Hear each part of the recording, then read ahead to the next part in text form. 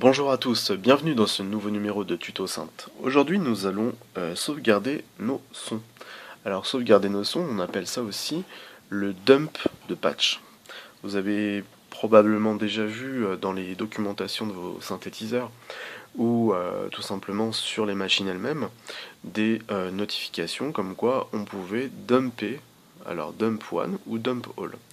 Donc le dump one va vous permettre, grâce à la touche Shift, en maintenant la touche Shift et en appuyant sur Dump One, de sauvegarder un son vers l'extérieur. Donc ça va transmettre des messages particuliers qui s'appellent des messages exclusifs.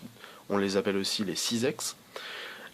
C'est une chaîne en fait de caractères informatiques qui est codée en hexadécimal et qui va vous permettre justement de sauvegarder vos sons vers un ordinateur ou vers une tablette par exemple, en tout cas vers un récepteur MIDI. Et ça vous évitera en fait d'avoir à sauvegarder votre son comme vous avez l'habitude de faire sur un emplacement mémoire existant.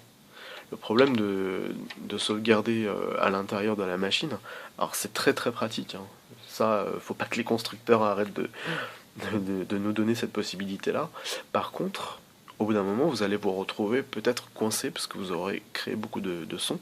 Et puis il y a une autre bonne raison, c'est la contribution et le partage d'informations, et en l'occurrence ici le partage de sons. Donc moi je prends vraiment beaucoup de plaisir à vous partager mes créations. Et donc pour ce faire, en fait, je vais vous montrer comment je procède pour sauvegarder mes créations. Alors, je suis équipé aujourd'hui d'une tablette sur laquelle j'ai installé l'outil MIDI Toolbox.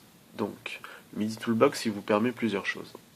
Il va vous permettre ici de contrôler l'activité en direct de l'activité MIDI, si vous voulez. Donc là, je vais brancher un iRig comme cela. Hop, je branche un iRig et là, je vais jouer une note et on va voir ce qui va se passer. Hop, donc je branche un peu mieux. Voilà. Et là, je pense que vous voyez, il y a des notes on, des notes off. Voilà. Donc là, vous avez un certain nombre d'événements. Ensuite, on va revenir ici et vous allez cliquer sur CISEX Librarian. Alors ici, vous avez deux parties. Vous avez la partie ouverture de fichiers existants et la partie réception de données. Alors c'est ici, en enclenchant Receive, que vous allez recevoir un certain nombre de données informatiques qu'on appelle des bytes ou des octets en français. Et ici va s'inscrire en temps réel la chaîne, enfin en temps réel, pas tout à fait en temps réel d'ailleurs, va s'afficher une fois que j'aurai cliqué sur Stop la chaîne de caractères qui aura été envoyée depuis mon ordi. Donc je vais procéder à un petit réglage. Donc je vais par exemple ajuster la résonance, on va écouter. Voilà, on va sauvegarder ce son là. Donc là je le store pas du tout, hein, je l'enregistre pas ici.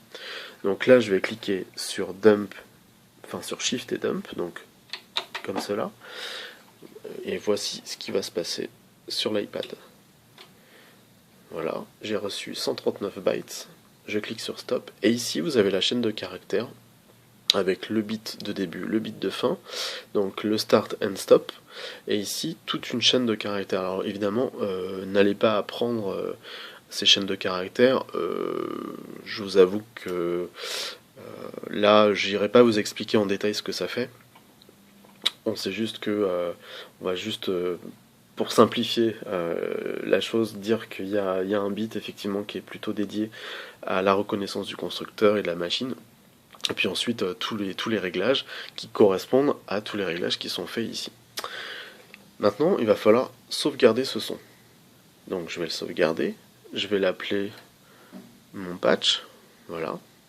Je vais cliquer sur Done. Voilà, là il me demande si je veux écraser le son existant, je dis oui. Voilà, donc là le son, il a été enregistré. Maintenant, je change de son. Voilà, je retombe sur mes fameux tomes qui ont fait l'objet d'une autre vidéo d'ailleurs. Donc j'arrive sur ces tomes là. Et ensuite qu'est-ce que je fais? Je me dis tiens, j'ai envie de récupérer le son qu'on a sauvegardé l'autre fois. Bon, mais écoutez, en fait vous allez aller dans la partie haute, vous faites Open, vous allez chercher votre patch dans la liste. Ici mon patch est là. Là il est chargé uniquement sur l'iPad. Vous allez le transmettre à votre NordLead. Et ici, au niveau du 6, là sur la gauche, voilà, au niveau du NordLead, vous allez voir la réception du 6X. On est prêt? Je clique sur envoyer. Voilà, vous avez APR qui a été, regardez, encore une fois. Voilà. Donc là, si je reviens dessus, voilà, APR qui vient d'envoyer. Et regardez bien, en fait on est resté sur l'emplacement numéro 6, l'emplacement mémoire numéro 6, qui contenait nos tomes.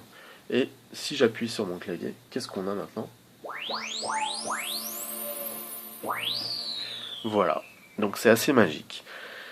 Une autre précision, donc là on a vu l'essentiel, après vous pouvez partager vos sons, etc. L'essentiel ici, attention, c'est que si je change de patch et que je reviens sur le numéro 6, ben, qu'est-ce qu'on va retrouver à votre avis? Est-ce qu'on va retrouver les tomes ou le son que je viens de transférer? Mais écoutez, je vous montre tout de suite, on va retrouver les tomes. Puisqu'en fait le transfert, il est juste temporaire. Tant qu'on n'a pas sauvegardé dans la mémoire du NordRAC, ben en fait la mémoire n'est pas écrasée. Donc ça c'est vraiment pratique pour à la volée changer de son. Donc là, moi je passe mon temps à recharger des vieux patchs que j'avais créés. Voilà, par exemple, je sais pas moi, une TB303, hop, on n'en parle plus, send, et hop, je vais pouvoir jouer de la TB303.